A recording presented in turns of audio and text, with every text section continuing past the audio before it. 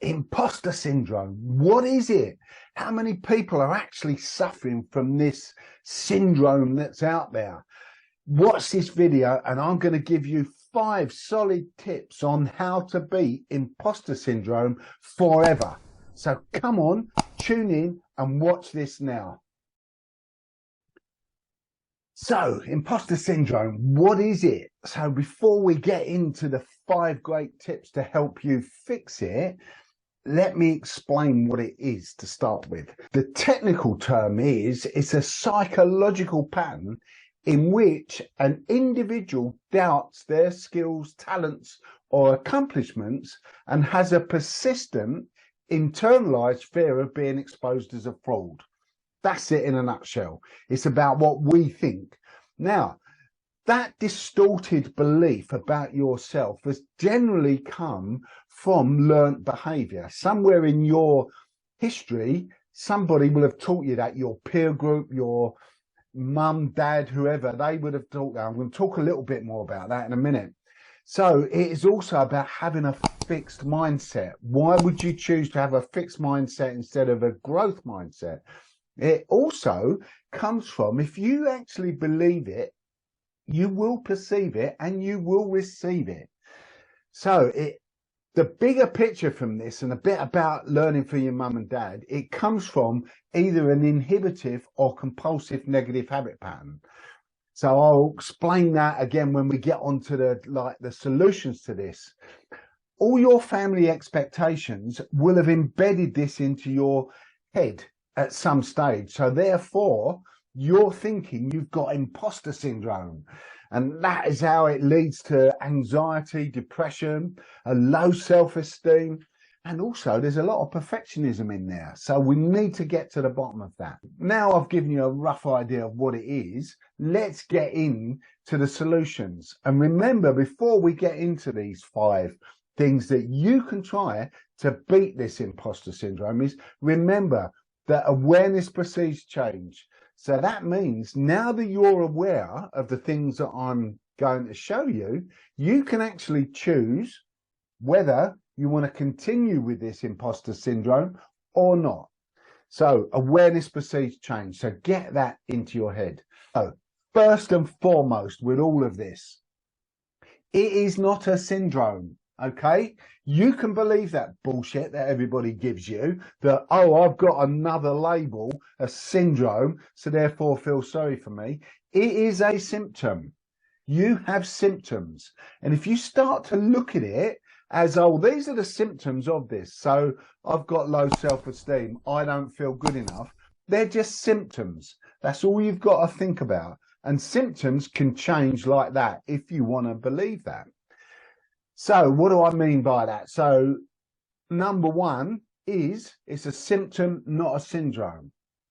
Now, the way that our mind works, and this is a bit that you need to learn about so you understand it, is what I call the cognitive thought process.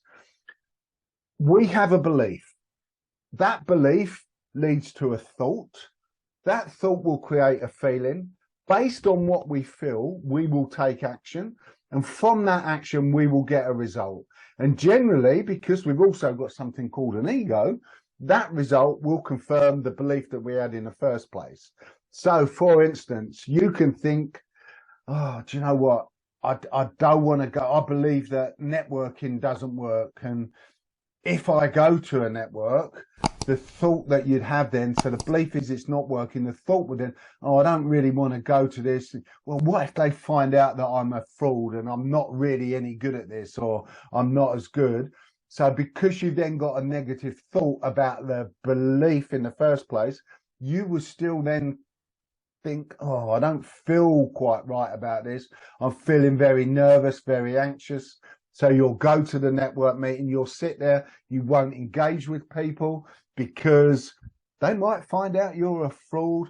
And then what happens is, because you haven't engaged, you won't pick any work up from it. And that will confirm the belief that you had in the first place that networking doesn't work. So the second step to feel better about this imposter symptom is to understand that it's your thought process that's leading to it, based on a belief that you have. So we need to look at and change our beliefs a little bit. So one of the things to do in there, the third bit, is we need to learn to accept compliments. A lot of people, when they get a compliment from somebody, they'll go, "Oh, do you really think so? Shut up." How about saying, when somebody says, "Oh, you look really nice." "Brilliant. Thanks very much. Thank you for that." And accept it. You know, it's like when somebody gives you a present and you say, "Oh, you shouldn't have." Yes, you should. Accept it and be grateful. Learn how to accept and believe the compliments that you're getting. The next step, the fourth bit, is actually learning how to reframe the negative self-talk. So when you've got that little voice chirping away in your ear saying, "Oh, I hope they don't find me out. Oh, you're not good enough." Have a look at that little voice and say, "Shut the fuck up." Okay?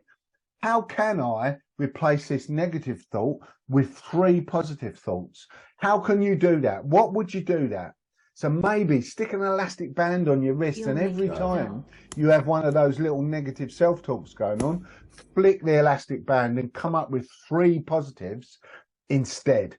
That will make a big difference to you. Now, let's get on to the last bit, okay?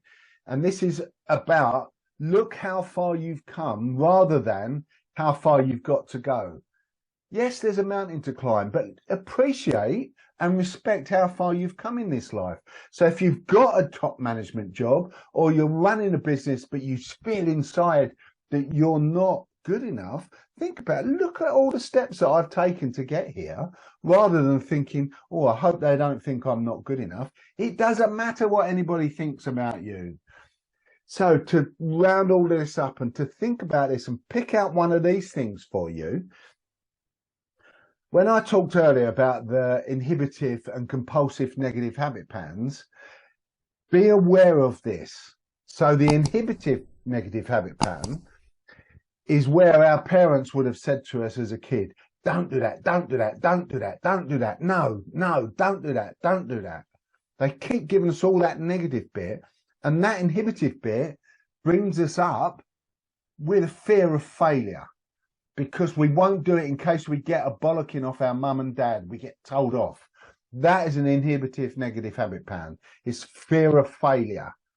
The compulsive negative habit pattern is where our parents would have said to us, "If you do that, I won't be very happy." So that is what the child hears. That child in us at that time thought, "Oh, if I do this, my mum and dad won't love me anymore." So it's the fear of rejection that then comes, so we don't try it.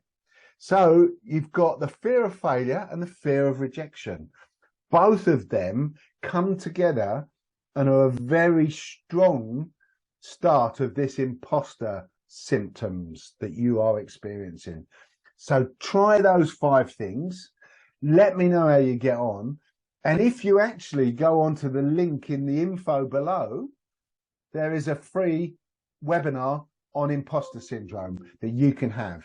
So come on, do it now. Let me know how you get on. And if you've enjoyed this video, please watch the next video just here, or subscribe to my YouTube channel just here.